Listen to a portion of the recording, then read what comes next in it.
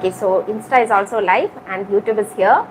Today I've come live to talk about the topic when to agree to your child's request.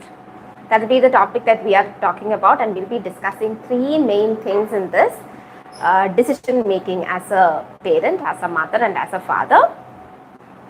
Okay, I'll just adjust the camera here. Yes, okay. Thank you for joining, Miss Ria, Shahita, Jitin, Samiha. Good to see you. Okay, so we are going to talk when to agree to your child's request. And as parents, we get a lot of requests from them. Mama, can I do that? Papa, can I do that? Why is this not possible? I want to do that. I want this, that, and all. We get a lot of requests. And most of the time, we turn into decision makers. So today, we are going to discuss three areas which will help you become a better decision maker as a parent. Okay, hello. I don't know where I can see the comments in Instagram, but I'm sorry, in video, but Insta looks fine. Okay, let's begin. So this is a short talk, okay, and I'm Mariam, the co-founder of Krink, and some of you might be knowing me. I'm the co-founder of Krink, and also I'm a homeschooling mother. Okay, good to see you too, Abu Ali Mirza. Okay. Very confusing area, I see. Okay. Nice. So, as I said, most of the time we turn into decision makers, and we may not know like when that decision is popping up, because most of the time it comes quite unexpectedly, and we have to make decisions very quickly. And sometimes we see like the children are not waiting for a decision, and they just go behind everything, and we'll be like, okay, should I stop her or should I allow her? That will be the decision that we have to make quickly at some point. So today we'll be discussing about three aspects, mainly about conscious decision making. Okay, so what is this conscious decision making? We are going for conscious decision making because if we are not conscious while making decisions, what happens is we can end up regretting it. I guess many of us would have made decisions that ultimately ended in regret because we haven't thought about it deeply, right? Have you made any decisions which you later regretted on? You thought like, okay, I should have thought about this. This was not the right decision that I made at that time. That realization that strikes us, right? Okay, happy to see you too, Ali. So, in order to avoid those regrets in parenting, we need to be conscious decision makers as a parent. And to give you an example of regret in parenting can be like many parents, they say that they've given screens to their child in order to make the child have food. Okay, the child is refusing food, saying no, they are playing, so they give the phone so that the child sits in a place and watches it. And at that time they'll be giving food as if the child won't be even knowing that the food is going inside. And after some time the child will be asking for mobile when you are busy. These children are very intelligent, okay? We feel like, okay, they won't understand, but they are very intelligent. They'll keep asking when you are busy, when guests are around, when they see that you are busy talking to someone, when you are in a function. And nowadays we can see kids on trolley here in Lulu Mall and all. Kids in trolley, they'll be watching something on their tab. So they keep asking every now and then whenever they feel like, okay, I'll get it. And that will ultimately result in, at some point we'll be like, okay, it was a mistake that I did. We have that realization. We shouldn't have given it. Many parents say that, And at that point, but when we start restricting the screens, when they ask, they'll be like, no, I want it. And they'll start showing that.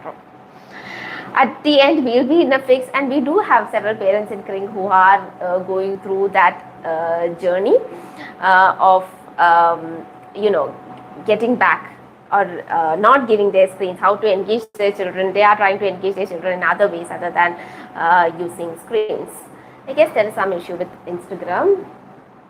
That is paused. Okay, let's continue here. So these are the things that happen when we don't make conscious decisions.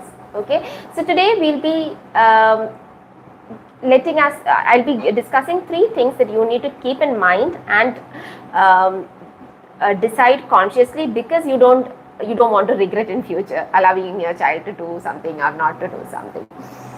Okay, so first of all is we need to divide our decisions into 3 areas.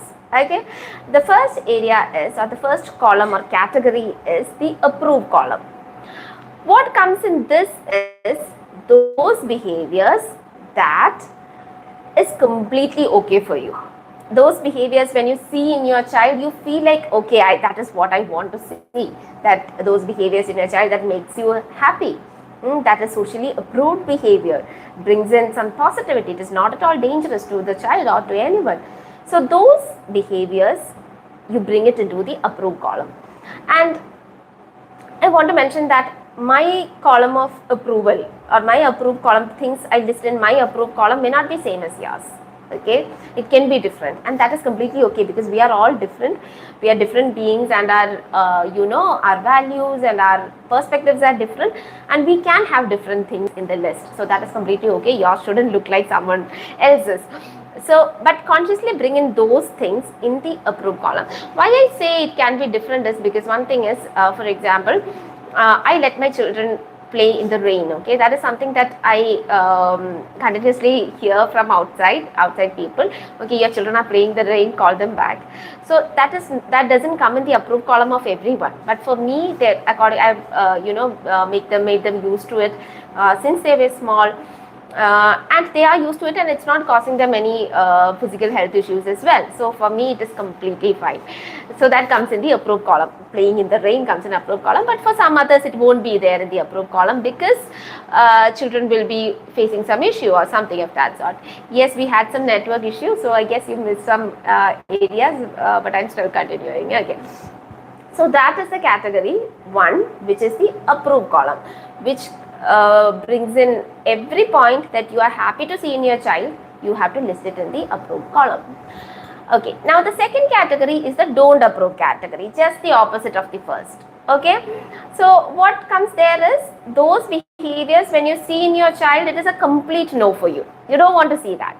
That can be illegal things, or it can be socially unacceptable things, those things that can be dangerous to the child or dangerous to other people around. So those things will come in the don't approve category. So no matter what the situation is, those are the things that you will never ever allow. Okay, so list out those things that are completely no for you at all situations, and that will be a don't approve category. For example, going and hitting everyone around, we cannot approve that. Undressing in front of others. Okay, so these things will come under don't approve category. And as I said before, my list can be different from yours, and that is acceptable. That is completely okay, since we are all different people. And but at the end, we'll talk about how there has to be some similarity and what is the condition for that also. So we are talking about conscious decision making, and we discuss 2 categories out of 3 category. One category is the approved category. Bring in those things there, list out, and I would highly recommend you to use a pen and paper for this, even if you are not a pen and paper person, a pen and paper or just typing. Okay, but have the list in front of you, have it visually in front of you. That will really give you a boost to stick on to what you have written. Okay, and make this list only when you are calm, when you are not pressurized from outside, but do it when you are calm and you're free from any stress and all. So at that time, start listing out these things. So in our conscious decision making, the first category that we discussed was approved category. List out everything that you are going to approve your child, and those things are what makes you happy when you see in your child. Those things, bring in that category. Second category is the don't approve category. Anything, whatever the situation, you are not going to allow. The examples that we told in that is hitting everyone around, undressing in front of everyone, etc. And the third category, there's a third category also. That is where the main difference is. Third category is the tolerate category. Okay, we'll tolerate certain behaviors at certain times, even if we are not completely happy about our child doing it. Okay. For example, it can be because of several things. One reason is that they are small and we give them some time so that they learn the proper behavior and get back. For example, if you're going for a class, okay, one person is talking from there, but your child is running around. Okay, the child is just 1 or 2 years old, just started walking, 1-year-old baby. So you cannot expect the baby to sit in a place and listen to the speaker, right? So there you let your child, expecting that, expecting and guiding the child, expecting that at some point the child will be, sitting like you. So we are giving them that time to learn, to grow to that age. So that is one category. Another thing is, due to a particular cause, you allow your child in a particular situation, like your child is having cold and the child is showing is a bit fussy, okay, so but you tolerate that because you know that the child is unwell and he cannot behave properly. So you let that pass, you allow it only because your child is not well. Another situation is you go and visit your friend's house and your child, the children there, they are using games, okay, but you are a parent who doesn't give games to your child. But still, since you haven't discussed with your child earlier and you feel like, okay, this game is not that harmful, but you allow your child for that time. You get me? Because in that situation, you tolerate your child doing a particular thing. That comes in this category, that is the tolerate category. Just let me know whether you're getting it, okay? Another example that comes in that is, you may not be giving sweets to your child, but your child's grandmother comes and visits. At that time, they bring in some sweets. That is how they show, their love. That is how they prefer to show love to your child. But so you tolerate that. For you, you just close your eyes to it because they are coming once in a while and they are giving it, and you have to accept that. So see, these are all examples that I say from my perspective. If you have a different opinion, please stick on to yours, because as I said, our views can be different, our perspectives can be different, our families are different. So bring in your 3 columns like approve, don't approve and tolerate. List out your things and you have the freedom to go ahead with your choices because it's completely personal. But see that our decision is not affecting our child now or in future. Okay, whatever decision I make or you make, it shouldn't be affecting our child in now or in future. That should be our criteria. And how do we know that? We do provide support for that. If you have any concern about your parenting, whether to let your child do, whether I should do this, whether I should not do this, you can contact Kring, and we do provide support to parents to ease your parenting journey. Yes. So in your lone time, just take a pen and paper or type it out, what all you are going to bring into the approve category, don't approve category and tolerate category, so that you are making conscious decisions. And remember, your list won't be complete, okay? Now it is not going to get complete. But every time a situation pops up, you'll keep adding on to the list. Maybe forced by situation, at one point you'll have to keep quiet. And you let your child do it. But later when you think about it, when you are calm and all, you realize that, okay, this was something that I would have guided my child. This was something that I would have redirected. And then bring that into the don't approve category or, tolerate category. So the main point is our decisions have to be conscious decisions. And for that, we need to list it out into these 3 categories. Okay. So any doubts in this? Is there noise? Oh, I'm sorry for that, Zainab. Okay. Any other questions? In Insta, I just don't know where the questions are. Okay, I can see Nasima ma'am here. Thank you. Okay, so if there are no doubts, we can wind up. Happy to see you all, and in the coming days, I'll be, if you're not following Kring in YouTube and Insta, do follow Kring for more such lives and informative content, and see you all in the next live or in another session. Thank you, Amina. And the link to register for our free program as well as for our other services, it will be there in the stories in Instagram.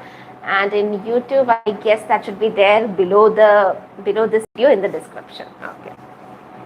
I'm yet to figure out how the live goes in YouTube. Okay, Zainab, go ahead. Thank you, Ajmal. Shahita. I'm just waiting for Zainab's question. So that's it. For those who joined late and those who missed, we were discussing about conscious decision making as a parent. What we said is we shouldn't make decisions that later puts us into regret, just like giving the screens to kids to have food and then later regretting that, okay, my child is completely on screens. So that shouldn't happen, and so our decisions have to be conscious decisions, and hence we'll be listing out everything in 3 categories, all the decisions, all the behaviors that we want to see in them that make us happy, that are socially acceptable, bring it into the approved category. Those are highly dangerous to the child, or those are not approved, or that harms the child in one way or the other and harms everyone around. Those things bring into the don't approve category, and other things that you can tolerate at some point, bring it into the tolerant category. How to say no at that time? Yes, saying no is needed at times. What we suggest from Kring always is make your no category very less. Okay, the point is when you constantly say no, your child will completely be immune to all this. They won't be following. But when your no's are very rare, then the child tend to follow that. And also try to give a reason behind your no. And also try to be sweet while saying no. The sweet and firmness is not, those are not opposites. Actually, it goes hand in hand. You can be sweet at the same time you can be firm that no, that is not possible, I'm sorry, this, the reason is this, what can we do, what else can we do. So that should be the method that has to be followed at least most of the times. My daughter wants to do normal things at the time of her sleep. I say no and she keeps saying please, please. See, that is what I said. As a parent, there will be several situations and it is upon us to choose where to say a no. And when we have chosen, yes, this is something that I need to say a no, then stick on to it. Okay, that is where your firmness should come. And when I say firmness, don't take it as the opposite of sweet. Okay, be sweet and firm in those areas. For some season, for some parents, it will be like it is okay for their child to play a little and then sleep. But then for some, it will be like they have to sleep on time. I'm the second category. Okay, sleeping is something that sleep time is something I cannot compromise on because I get very worried if they don't get the apt sleep. Okay, so I can't follow the second category, but there are people who follow the first category. So if it is first, then okay, you let them, you inform them, okay, there is 5 more minutes. I do give that also. Okay, just give an indication that okay, I'll let you 5 more minutes, but that is it. And be firm in that. And if your child is keeping on repeating and you feel like no, this is not going the right way, you do something, you be very firm. No, this is their time to sleep, and you can be very creative there. Bring in stories that interest the child, or bring in role plays, and where you dress up the character in the story is getting dressed up to sleep. They're wearing their sleep suit and all. So be creative and find out methods. But always remember, if you're saying no, that has to be a no, and it can be coupled with sweetness, and also make the no's very less. Okay, so that the child obeys it.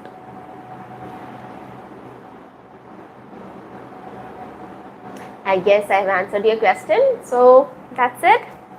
Thank you all for joining. See you again in another live or in another live session. Bye bye. Instagram and YouTube. Bye.